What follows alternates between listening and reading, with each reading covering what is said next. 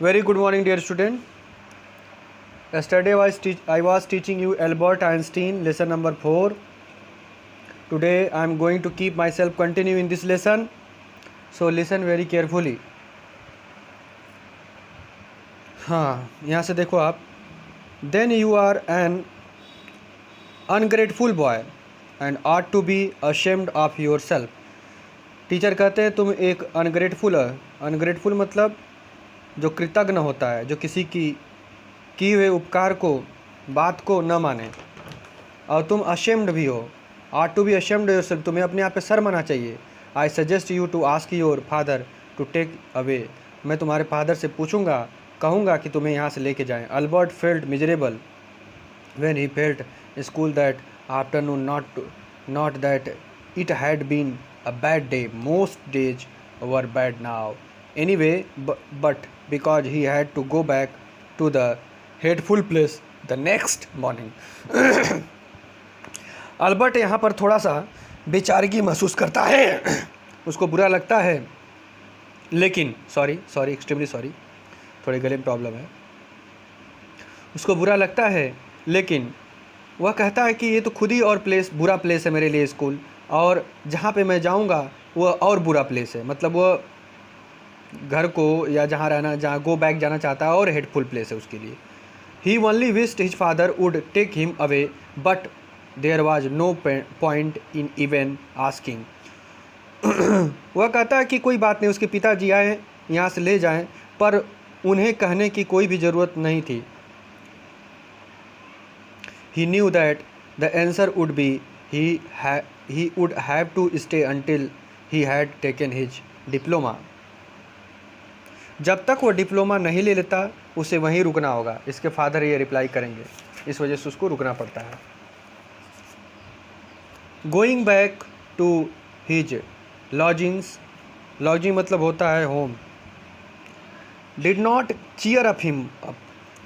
वापस अपने आवास पर जाते हुए वह खुश नहीं था. His father had so little money to spare that Albert and Bean found a room in one of the poorest quarter of Munich.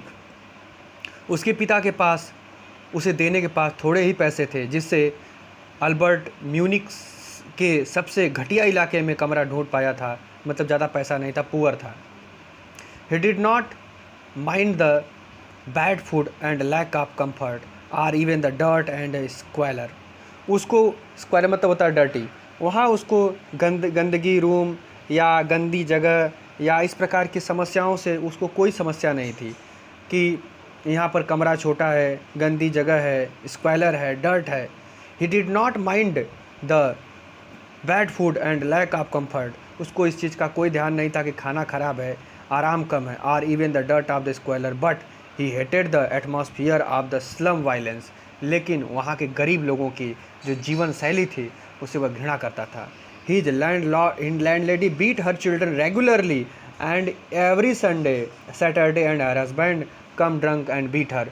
उसकी जो लैंडलेडी थी वो अपने बच्चों को रेगुलरली पीटती थी.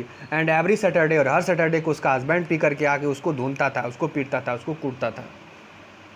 But at least you have a room of your own, which is more than I can say, said Yuri when he called around the evening. कम से कम तुम्हारे पास अपना एक कमरा तो है, जो मेरे हिसाब से बहुत बड़ी बात है. यूरी ने, मतलब उसका जो दोस्त है, शाम को आता तो उससे कहता है, at least you have among the civilized human being even if they are all poor student, said Albert. Albert कहता है कि पर कम से कम तुम्हारा सभी लोगों के बीच तो रहते हो, चाहे गरीब छात्र हों, चाहे कैसे भी हों. एल्बर्ट कहा, they are not all civilise. सभी लोग सभ्य नहीं है. Yuri replied, did you not hear that one of them was killed last week in duel. क्या तुम नहीं जानते उसमें से एक लोगों की जान चली गई पिछली रात मारपीट में. And what happened to the one who killed him. और उसका क्या होगा जो मारा गया. Nothing of course, he is even proud of it. His only worry is to that the authority have to told him not to fight any more duels. He upset about this because he has not single scar. Scar मतलब होता है जिसे चेहरे पे दागी पड़ना, धब्बा. On his face to wear the rest of his life as a badge of honor. Baij मतलब जो तबका होता है. निसंदेह कोई बात नहीं, उसे तो इस बात पर गर्व भी है कि उसे तो इसी बात की चिंता है कि अधिकारियों ने और द्वंद्व खेलने से मना कर दिया. वह इस बात से परेशान है कि कोई भी घाव का निशान सारी उम्र के लिए समान सूचक चिन्ह के रूप में उसके चेहरे पर बना रहेगा, बैच के रूप में, एक ऑनर के रूप में. तो यह उस चीज़ को एक्सेप्ट करता है. यहाँ तक आप देखिए. नेक्स्ट आपको कल पढ़ाऊँगा मैं.